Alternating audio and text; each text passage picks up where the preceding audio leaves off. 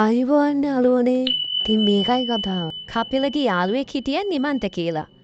මං මනුස්්‍යාව දැකල නැතත් කපිලමට කීපවරක්ම නිමන්ත ගැන කියල තිබුණා. නිමන්ත කපිලගෙම වැඩපලියේ එකට වැඩ කරන හිත හොද එකෙක්ලු.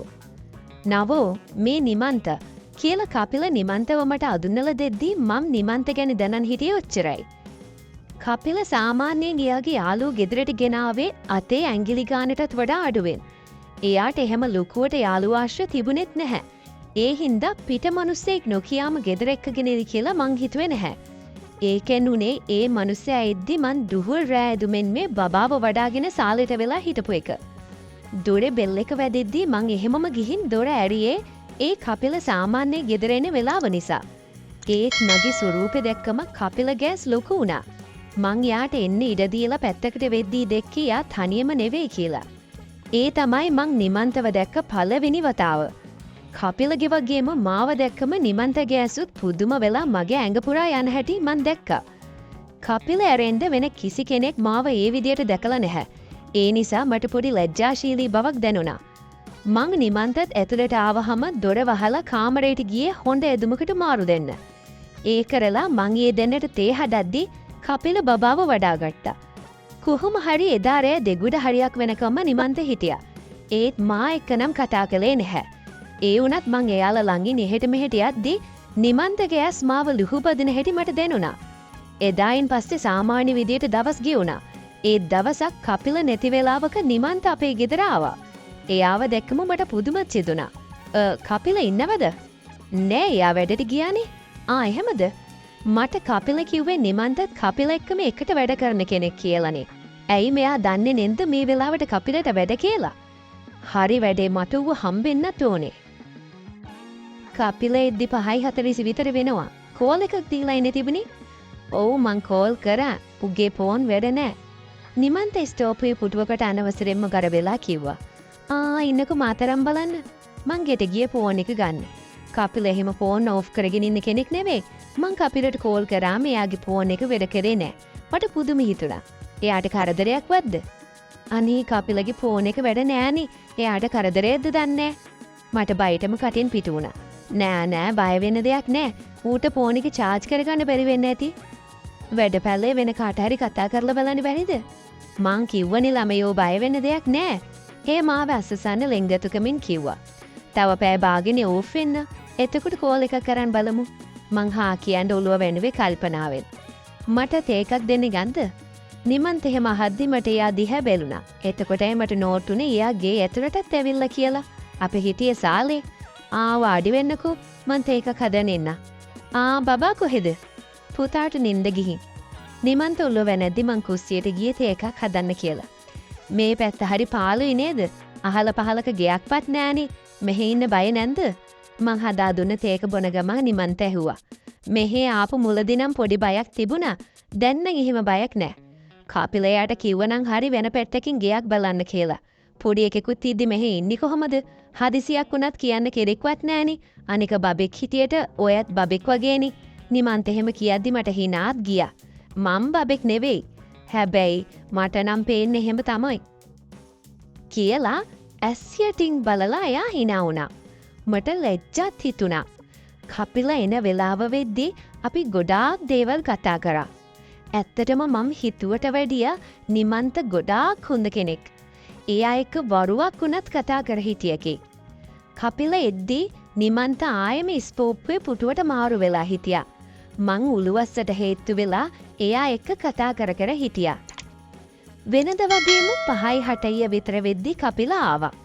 නිමන්ත ගෙදර ඇවිල්ලා ඉන්නව දැක්කම එයා ටිකක් පුදුම වුණත් කපිල ඇතුළට එනකන් නොඉඳා නිමන්ත එයා එක්ක කතා කරන්න ගියා. මං එයාලට කතා කරන්න ඉඩ ඇරලා ඇතුළට ආවා.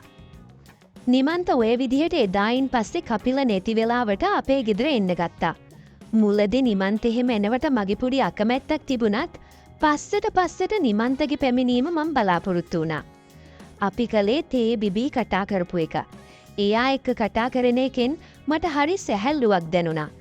ඒ විතරක් නෙවෙයි පුතාත් නිමන්තට හරි ඉක්මනට හුරු වුණා. ඒත් මේ කිසි දෙයක් කපිල දැනගල හිටියේ නෑ. මං එයාට ඒ ගැන කිව්වොත් නිමන්ත ආයේ මෙහෙ එන්න එකක් නැති වෙයි කියලා මට හිතුණා. මට ඒක කරගන්න ඕන වුණේ නෑ. නිමන්තගේ හිතවත්කම මගේ හිත පිරෙව්වා. දවසක් මං පුතා එක්ක බෙහෙත් ගන්න ගියා. මං හිතුවේ කපිල නිවාඩු දාලා අපි එක්ක එයි කියලා වුණත් එහෙම වුණේ නෑ. මං ඉස්පිරිතාලෙට යද්දී අහම්බෙන් නිමන්තව හම්බුණා. එයාට අපි බෙහෙත් ගන්න ආවේ කිව්වම බබා එක්ක පුලිමේ ඉඳලා ඔයාගේ හොඳ පණයයි. යන් මේ ළඟ ප්‍රයිවට් බෙහෙත් ගන්න තැනක් තේනවා. එතනින් ගමු. මගේ අතේ එච්චර සල්ලියක් නෑ මේ වෙලාවේ. ඒකයි ඉස්පිරිතාලෙන් ගන්න ආවේ. ඇයි කපිල දුන්නේ නැද්ද? එයාට හදිස්සියට අමතක වෙන්නේ නැති. මන් කටට ආවදේ කීලා දැම්මා. කපිල මට එහෙම සල්ලි දෙන්නේ නෑ. අනික වෙනදටත් අපි බෙහෙත් ගන්න ඉස්පිරිතාලෙන් හින්දා අදත් එයාට සල්ලි දෙන්න ගානක් යන්නේ නැතුව ඇති. යන්කෝ මං බෙහෙත් ටික අරන් දෙන්න. පව් පොඩි එකාගේ මූණත් එක්ක රතු වෙලා. මොකක්ද අසනීපේ? උනා. නිමන්ත කිව්වා වගේම බෙහෙත් ටික අරන් දීලා අපිව ගෙදරට එක්කාවේ වීල් එකක් හය කරලා. මං එපා කියද්දි. බෙහෙත් ටික දුන්නට පස්සේ නිින්ද ගියා. පුතාව එන්දෙන් තියලා මං එළියට ආවේ ස්ටෝප්වේ වාඩි වෙලා හිටපු නිමන්ත ළඟට. ඒක හොඳයි. රෑ වුණා. මං එහෙනම් ගිහින් එන්නම්. නිමන්ත යන්න නැගිටලා මගේ ඔළුවෙන් නතක් තිබ්බා. අනේ දෙම්මා. මං එයාගේ අතින් අල්ලගත්තම එයා hina වුණා. ඇයි එපාද?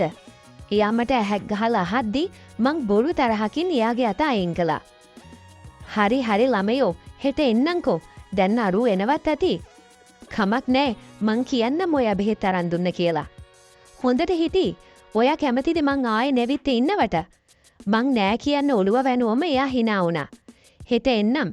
දැන් අතුලට යන්නකෝ. එයා මගේ අත හෙමින් මිරිකලා කිව්වා. මට උණුසුම් හැඟීමක් දැනුණා. එයා හෙට එනකන් මං බලන් ඉන්නවා. එදා කපිල වැඩ ඇරිලා ආවේ කවදාවත් නැතුව තරහින්. කොහෙද තමුසි අද ගියේ? එයා සැරෙන්න හද්දි මට බයත් හිතුණා. බෙහෙත් ගන්න ගියේ. ඇයි මං උදේ කිව්වනේ? බෙහෙත් ගන්න දරුවෙක්ගේ ජෝඩු දාලා ගියේ. කවුද එක්කද? කවුද? උබ බබා. ඇයි මට ආරංචි වෙන්නේ නැහැ කියලා හිතුවද? ඔය නිමන්ත ගන්න නම් කියන්නේ මං පුතාට බෙහෙත් ගන්න යද්දි ඒ මිනිස්සයාව අහම්බෙන් හම්බුනේ. මෙඩිකල් සෙන්ටර් එකකින් බෙහෙතුත් අරන් දීලා එයා අපිව ගෙදරට එක්ක ආවා.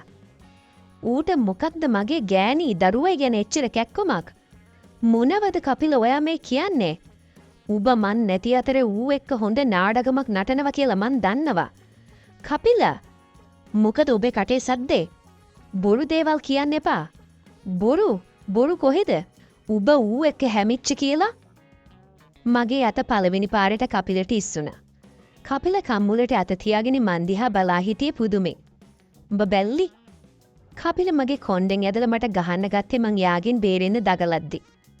කපිල මට එදා හොඳටම ගැහුවා. මට නිමන්ත එක්ක එහෙම අයිතු සම්බන්ධයක් තිබුණේ නැහැ. නිමන්ත එක්ක සමීප හිතවත්කමක් තිබුණ බව ඇත්ත. ඒත් මට කපිලට ද්‍රෝහිකම් කරන්න තුන්හිතකවත් අදහසක් තිබුණේ නැහැ. ඒත් මම් නොකරපු දෙයකට කපිල මට රිද්දෙව්වේ. මට කපිල ගැන කේන්තියක් වගේම කලකිරීමක් ඇති වුණා. පහුවදා කපිල කිසිම දෙයක් නොවුනා වගේ වැඩට ගියා. එදා මන් නිමන්ත එනකම් බලා හිටියා. කලින් වගේම පහට කලින් එයා ආවා. මේ මොකද උනේ? මගේ මූණේ ඇඟේ තියෙන තැලුම් පාරවල් දැකලා එයා අහුවා. මන් නිමන්තට වෙච්ච සිද්ධිය කිව්වා. මං හිතුවේ නෑ ඌ ගෑනුන්ට අතුස නරුමෙක් කියලා. අනේ නංගි ඔයා ඔය ගැන හිතන්නවා. දැන් ඔවා මතක් කරලා දාන්න. මං ඉඳලා ඔයා කුටි කෑවනම් මට ගොඩක් සමා වෙන්න. අනේ මට සමා වෙන්න. ආයෙ නම් මගෙන් එහෙම දෙයක් එන්නේ නැහැ කියලා. එයා කිව්වා. ඊට පස්සේ කොහොම හරි එයා මාගේට මැරෙමිත් ළමාව තෝරුම් කරගත්තා. මගේ බබත් ඉතින් ඒ තෙමන්තරේ අකුළු දැම්මා. අකුළු ගාලා කාමරයට එක්කන් ගියා. ඉතින් කොහොම හරි අපේ ඉන්න අතර දෙයක් වුණා.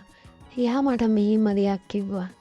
ඔයාට ඇත් එක්ක ඉන්න බැරි නම් යම්මාත් එක්ක මං වාවලම බාර ගන්නවා. මං කැමති නෑ ගෑනු කෙනෙක්ට පිරිමි කෙනෙක් කනවා බලන් ඉන්න. මං එතන හිටියා නම් ඇත්තටම වයිගසන්නේ. යාළුවා කියලා නෑ ටිකක් කනිනවා. ඉතින් දැන් කරන්න දෙයක් නෑ. ඔයා උඩන් ඉන්න මාත් එක්ක යන්න.